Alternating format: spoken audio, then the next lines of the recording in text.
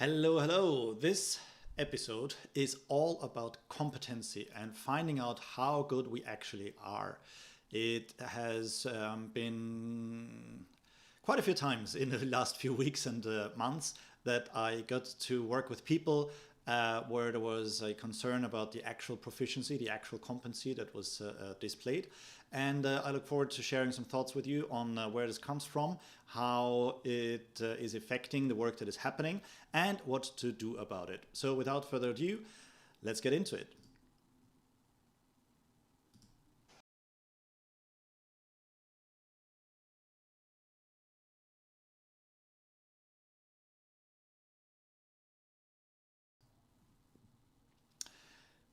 Alrighty, welcome. This is Team Genius Live episode 9. In this episode, it's all about competency. It's all about how we can ultimately break out of a pattern where we think we are at a certain level of competency, but that is not necessarily so. There were several different studies done relating to this, and one of them is about driving. And if you were to rate yourself in terms of your driving proficiency, how good a driver actually are you? Then it turns out that more than more than half the people rate themselves as above average drivers, significantly more in fact, and that is a statistical implausibility. It's just not possible that the majority of people are above average drivers. I myself have considered myself to be a pretty decent driver, and then I've had a few accidents, and that helped me to reset my appreciation of how good a driver am I, and ultimately helped me to adjust my driving, certain things that I've been messing up with. And I have been accident free since then, but it took that time of drastic learning. Luckily, no one was ever really harmed in those accidents. It was always just the car, mine or the other driver's car, that had a bit of a bump. And but still, it took that type of a drastic learning experience for me to work out that I'm not as good a driver as I thought I was. So now I'm driving more cautiously, and I'm also checking in with myself whether I'm in a good condition to drive, and if possible, then I ask somebody else to drive. Most of the time, my wife, who is actually a good driver and much better than I am, certainly.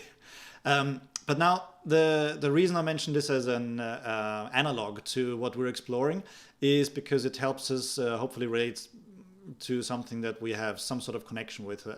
Most of you watching this may be driving or have driven a car before. But of course, what's more interesting to us is the application of this type of concept to the world of work, to product development, service development in the organizations that we're employed with or that we're engaged with. So where does this type of thinking come from? So it is very natural for us to, once we've reached a certain level of proficiency, to believe that we are good at what we're doing. There's this old progression, if you will, from unconscious incompetence to conscious incompetence to unconscious competence to conscious competence. And that we were not quite ready for that. I'm not quite sure why we went on there. So that in itself is a... I'm just gonna check to make sure that we don't have the same issue again. Okay, should be fine. That is an aspect that also draws into what we're covering here. The other reason why this could be coming about is that we're stuck in an echo chamber, right? We're in one organization, and it's particularly strong as a pattern when we are in just one organization. We have not seen anything else. We might have learned about how things are done, and the issue that comes with that is also reminding me of how I learned about product development when I was back in Austria. And there I went from customer services into marketing, and from marketing into product management. And in that transition, I learned from people whom I respected. They were my frame of reference. I learned the ropes from them, and I thought this is how it's supposed to be done. They made an impression on me as being very competent and successful at what they were doing. So I thought I was doing what I was supposed to do, and this was basically how good it could be, or how good it should be. And only after over several years of trying it, I worked out that the issues with that way of working. For me, it was 10 years before I worked out a significantly different way of developing products. And moving from one large organization in Austria to an even larger organization in the UK, all still part of the same group with T-Mobile International. And then taking a few more steps of different contexts and learning how things are done differently. So when we're in one context, and we are in a sort of reinforcing cycle of input, that is where this pattern can be allowed to persist. Another thing is, depending on how we're practicing at the moment and how we're setting our goals and achieving our goals, we can once again reinforce that we are good at what we're doing. Because the goals that we're setting, we achieve most of the time, ergo, we must be good at what we are doing. So the systems that we're creating for ourselves are also creating feedback loops that let us know that what we're doing is useful, is productive, is helping us achieve our goals. So these are some of the examples of how we are creating this reinforcing feedback loop that tells us consciously or subconsciously that we are good at what we're doing. And within this frame of reference, it could certainly be confirmed that yes, we're good at what we're doing. However, this is where we then start to look at the frame of reference for our competency, right? Because we are creating our own frame of reference and we're staying within a certain frame of reference. So if that is all we know and if that is all we seek, then as far as we are aware, we are creating this bubble, this echo chamber, and reinforcing that perception that we're good at what we're doing. And once we go outside of that and increase our frame of reference through different contexts, through other means that we'll go in shortly, it would still potentially be good, but that doesn't necessarily mean that it's great or as good as it could be. So before we jump into what you could do about widening your frame of reference or helping other people that you're seeing that who think they are really competent and great at what they are doing, and because you have a different frame of reference that it's not as great as it could be, what you could do to inspire more curiosity about how great they could be. So before we go there, let's think about the impact. So the impact of such an echo chamber or such a constructed feedback loop that reinforces that perception that these people are good, the impact is that actually they will continue to get the same type of results. This type of thinking is often coupled with a lack of desire for continuous improvement also, right? Because we're good at the way that we are. There's no need to improve. So that means that it's once again another factor of this self-reinforcing pattern of this feedback loop, of this echo chamber that exists there. So one of the impacts is that it's not getting better. Another impact is that the type of results will tend to remain the same. Another impact is that when unforeseen things happen, there will be very little resilience or preparedness to meet those new challenges that are out there. So, and those, especially how the world is going, right? Things are continuously getting more challenging and more complex. They already have been for quite some time. It's just that not everybody is really taking time to think about how complex everything has gotten and how interdependent everything has gotten over time. So it's quite important to work out with the people, and if you find yourself perhaps also being stuck in one of those bubbles, to consider what the impact is. The results that you're getting right now, if they are satisfactory, who knows how much better they could become if the frame of reference for the competency was widened and made more intricate with different perspectives of competency out there. So usually it not only affects resilience, but it also affects the level of results that you are achieving. And I think there is no need to look for more impacts, because those two on their own are already quite significant. So that might in their own right provide some motivation, some stimulus for thinking about what we could do to come out of this pattern. Now, coming out of this pattern can happen in various things. The reason I was inspired to cover this topic in this episode is because over the last few months, as I was getting more back into work after the initial impact of the global pandemic, and needing to attend more to family, I had an opportunity to contact or be in contact with a few different organizations, and as I tend to invite, every type of training should always be opt-in, because people who come tend to be more motivated to actually be engaged and to learn, rather than just to be there because they have to be there. And that makes a more engaging and fulfilling experience for those who are participating. However, with that also comes then the likelihood that some certain people are not opting in because they think they are too busy to join the training. However, the busyness tends to be a reason that they choose that is likely to be accepted, but it is often coupled with, well, I don't really see what I could learn from there. This is something that I've been doing for years, so ergo, it's not for me because I already know how to do that. And that's given the context, given the frame of reference and their perspective, I can appreciate how they could think that, but that is exactly what we're talking about here. Yes, they may have been practicing what they've been doing for quite some time. However, that doesn't mean that there's everything already at a superb level of mastery and proficiency done there. In fact,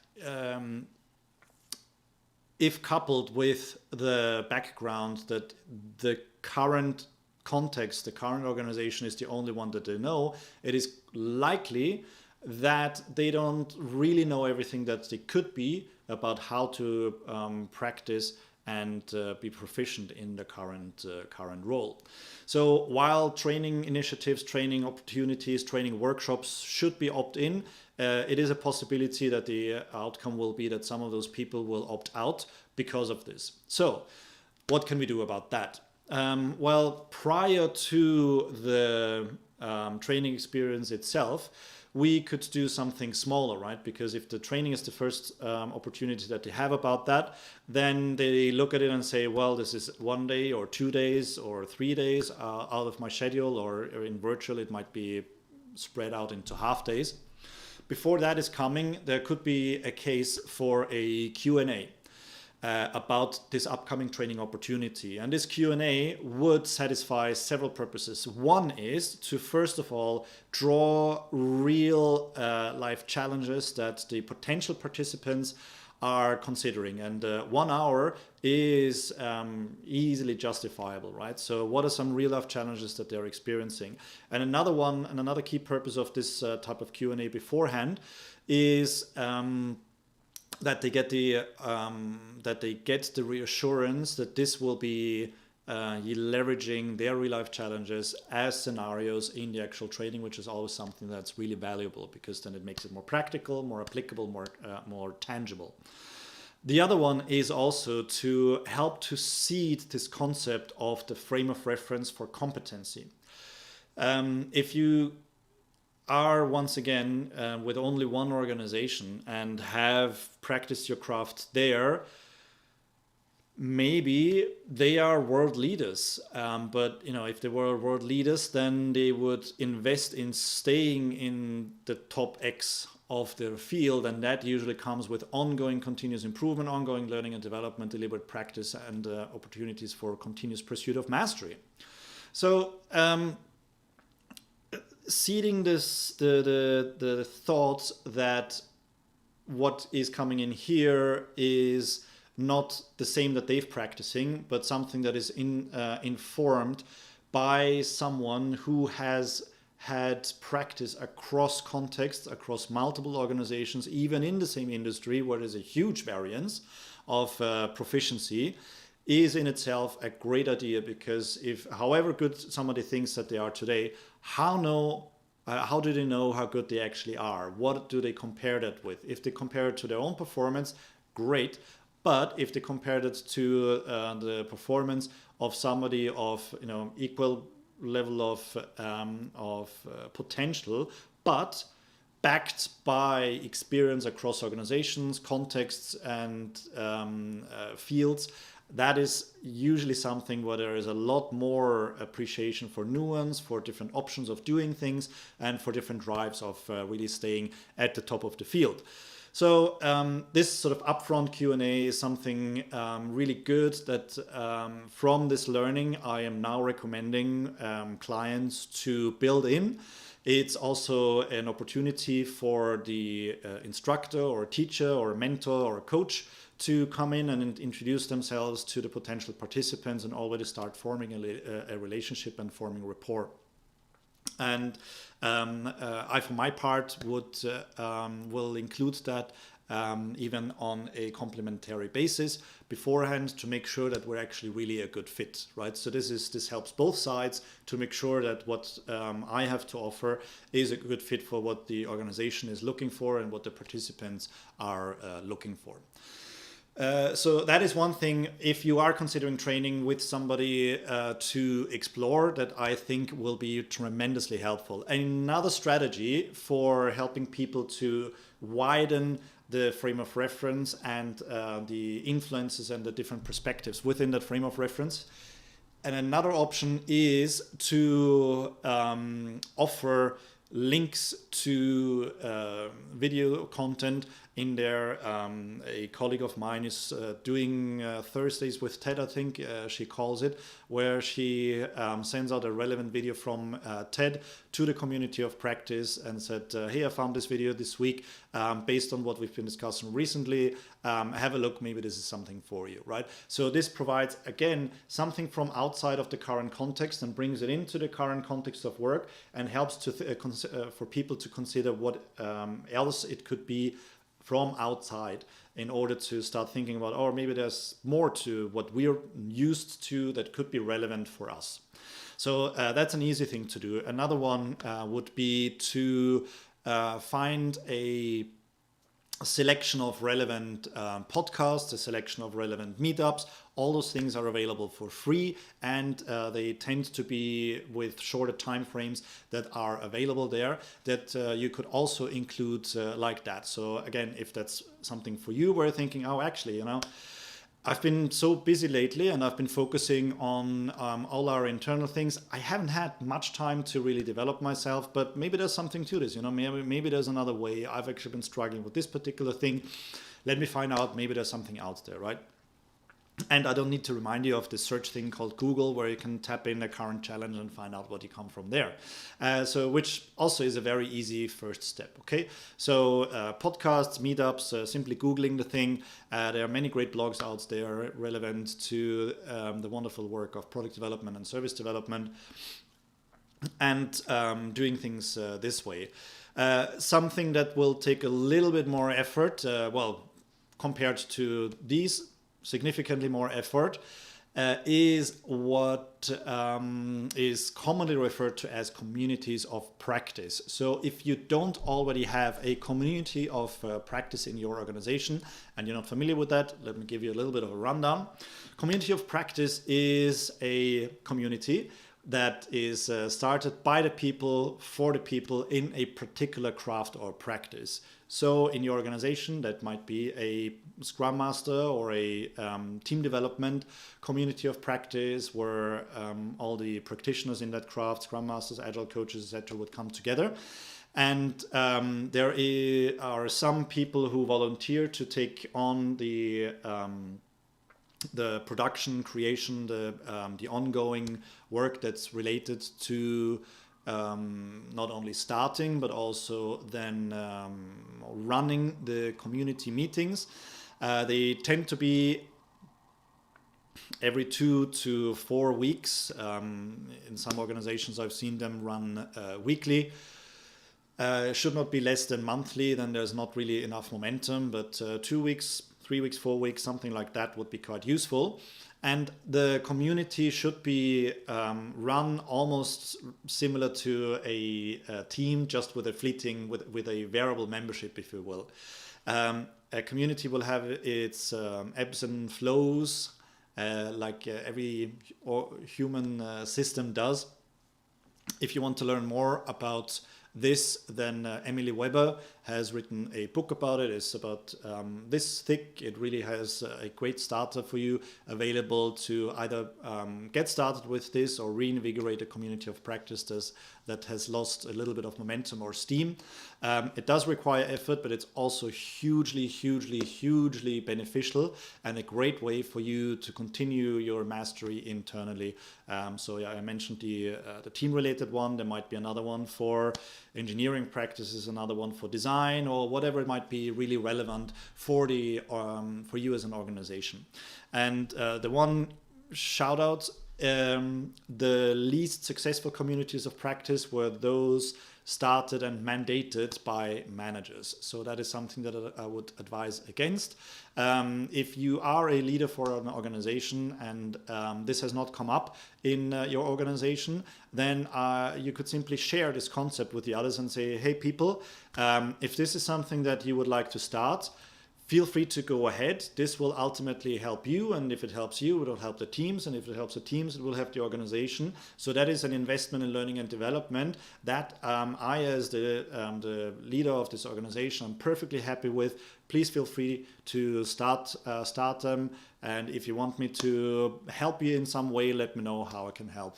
But you kind of have my support in kicking this off, right? So this is a much better recipe for success than saying, hey, I'm now going to start a community of practice for you and you're all mandated to come. Those types of starts are correlated with lower success chances for communities of practice. Just a little side note in there. So those are the key things that I think you could explore in order to increase the chance of people who currently think they're good but are not as good as they could be, to widen their appreciation and gain curiosity about how good they could actually be. And with that, I have something else that I would like to share, very relevant to this. As you may or may not know, I am very grateful that I get to run courses, and I'm now also almost done with the accreditation process for one of my own, which is a systemic coaching for deep agile coaching course, and that is going to be accredited by IC Agile to meet the objectives for the ICP ACC, which is the IC Agile professional for agile coaching. But those types of courses are a little bit more time intensive. So mine, for example, is 5 half days and comes with a significant budget investment that you may super interested in, but the organization might not sign off on the budget, or you might not feel like you have the time to go on to one of these bigger things, although I do hope I get to see you in one of these courses at some point. But what I'm talking about today is something that can support you every single month in your pursuit of mastery, and I call it the Monthly Learning Club. It's not quite ready for launch yet, but essentially it's going to be 2 hours of live training every single month. It actually will go every 4 weeks is what I'm thinking about now. So depending on how the year goes, you will probably have 13 occurrences of this, 2 hours each, including practice and Q&A time.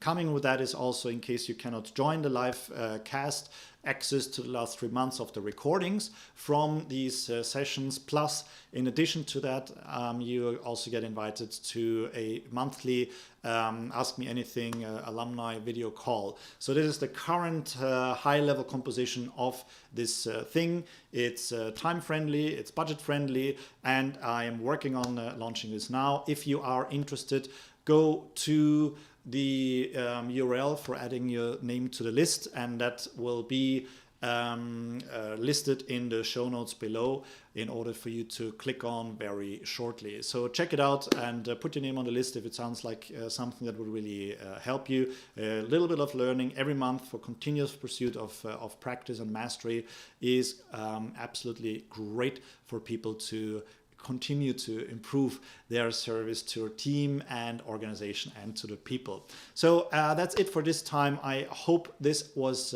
helpful for you. If that is the case, please kindly let me know with a like. If you have any requests for topics for me to cover on future episodes, feel free to cover them in the comments also. And once again, I would also like to invite those of you who have wonderful stories to share about teams in their organizations to join me on Team Genius Live for a conversation and share some of your key insights on what challenges you faced and how you overcame them. And just similar to what we did in the last episode with Ben Maynard. Ben, once again, thank you for joining. It was a great conversation that we had there. So with that, I would like to thank you one more time for watching this video and hope to see you in a future episode. So with that, I am tuning out. Thank you very much. All the best for the practice with your team.